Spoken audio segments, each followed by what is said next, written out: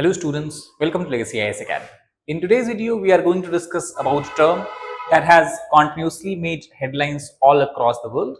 So we are going to discuss what does this term mean, how it has originated, and a brief historical context of this particular term. So the term is that from river to the sea. Now this term is something that is continuously being used in the context of Israel-Palestine conflict, especially after the attack of Hamas over the Israel.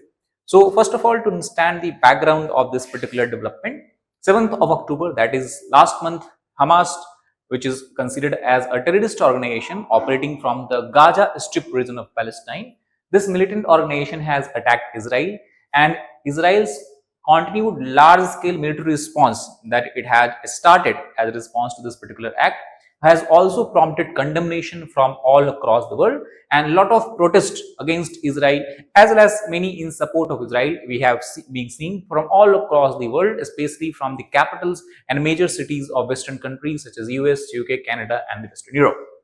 Now Hamas attack led to the death of almost, as per the official estimate figure of Israel, 1,200 people, and Israel's continuing siege has also resulted in more than 11,000 deaths in Gaza so far. So let us try to understand this in more detail. As a response to this particular war that has been going on, protest marches have been held in cities such as major Western cities, as we have discussed before. And in these marches, which especially was or has been staged in the support of Palestine, the popular slogan that we have spotted here is "From the river to the sea, Palestine will be free." So it invokes the larger demand against the historical occupation of Palestinian territories as per the people who are supporting the slogan. But at the same time, it also has drawn severe criticism from a lot of countries, including UK, US, as well as Israel. So let us try to understand the origin of this slogan. Now, obviously, when you talk about from river to the sea, obviously, we can understand that this represents to some sort of geographical area, and the geographical area that it is representing, we can clearly see on the map here. So if you look at the map of Israel and Palestine, this here overall is the Israel, which is situated on the border or coast of Mediterranean Sea. In the south part of this region, you can see we have a Gaza Strip, while in the eastern side, we have the West Bank, which is the largest Palestinian territory as of now. So if we talk about the West Bank, which is situated to the east side, we have a river, as you can see. This is called as the Jordan River. Jordan River then finally goes and drains into a sea, which is referred as Dead Sea. It is one of the most saline water body on the earth. And on the western side, as we have discussed, there is a Mediterranean Sea. So basically, the slogan seems to refer to the two water bodies flanking the piece of land in the Middle East that has been for decades an area or zone of political conflict. And thus, the border regions of Mediterranean Sea and the Gaza Strip that borders it, and to the west, and Jordan River to the east, is basically lying here, as we have discussed. So when we talk about, or when the people use the slogan from the river to the sea, they basically are saying that from the Mediterranean Sea to the Jordan River, this entire territory should be free Palestine, and thus that is why condemnation or criticism has been we are seeing in the Western countries, especially Israel, that it means the non-existence of Israel. So let us try to understand the brief history of this entire region. So if you go back somewhere during the time or before the time of World War I, that is 1914, basically historically Palestine was part of Ottoman Empire in the 19th century. Then between 1914 to 1918, we have World War I, and in the World War I, or as a result of World War I, Ottoman Empire was defeated by the hands of Allied power, who were Britain, France, Russia, and few other countries. As a result of this defeat, the territory of Palestine changed its hand, and then it was placed under the British rule, which also is referred as a British Mandate, meaning it was intended to have path for its self-governance or independence in the future. At that time, Palestine thought that it will have future as a separate country, a separate political region. However, this did not happen, and the reason why Britain did not granted independence for Palestine, while it granted independence for a lot of its colonies that it had over Asia and Africa, can be considered, the region can be considered in this particular slide. So first of all, if you talk about, several factors were there present that time which prevented the freedom of Palestine. The first major factor was the Britain, after the World War II, we talk about at the end of the World War II that extended all the way from 1939 to 1945. So at the end of World War II, by the end of 1945, due to continuous drain on the resources of Great Britain, it was becoming very, very weak in both political, economic as well as in defense terms. So it had an urgency to withdraw from the region and did not wanted to draw itself into another conflict. And at the same time, there has been a rise of Jainism all across the world.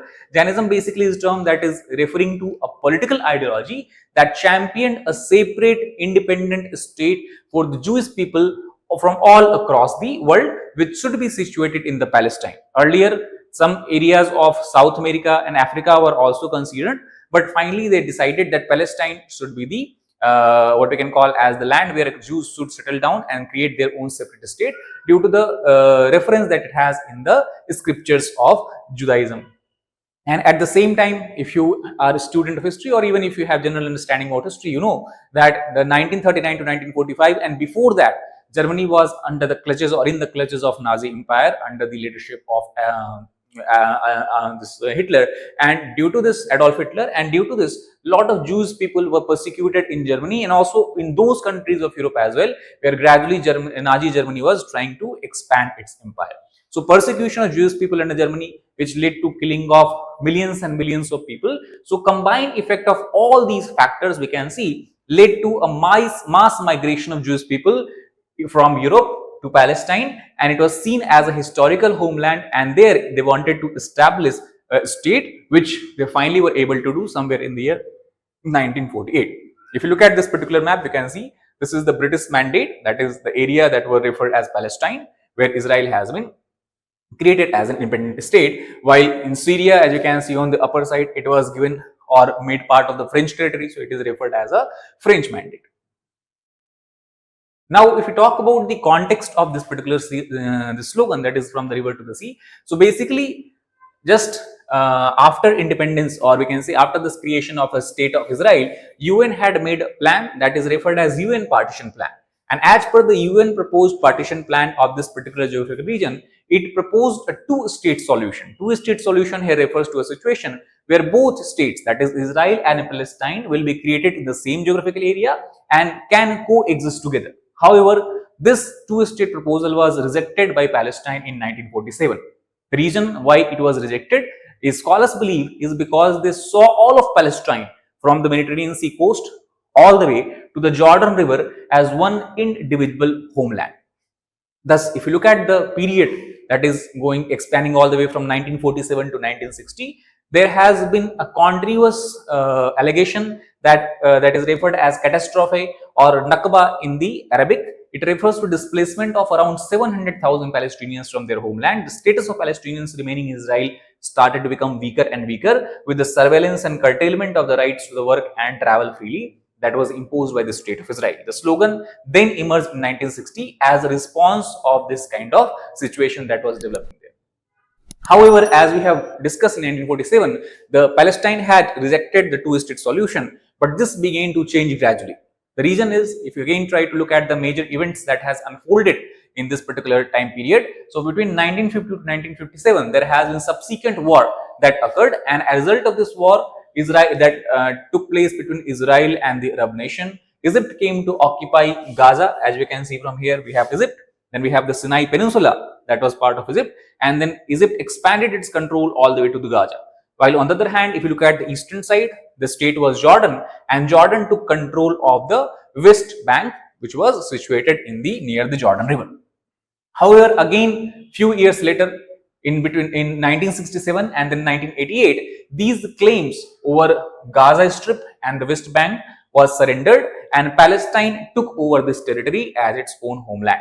But by this time, there was a sense of loss among Palestinians and the supporter of its independence who wanted total liberation, because practically they understood that it is no longer possible. And this clearly we can understand from the statement that was released by the then chairman of the Palestinian Liberation Organization, Yasser Arafat, where he says that when we speak of our common hopes for the Palestine of tomorrow, we include in our perspective all Jews now living in Palestine who choose to live with us there in peace and without discrimination.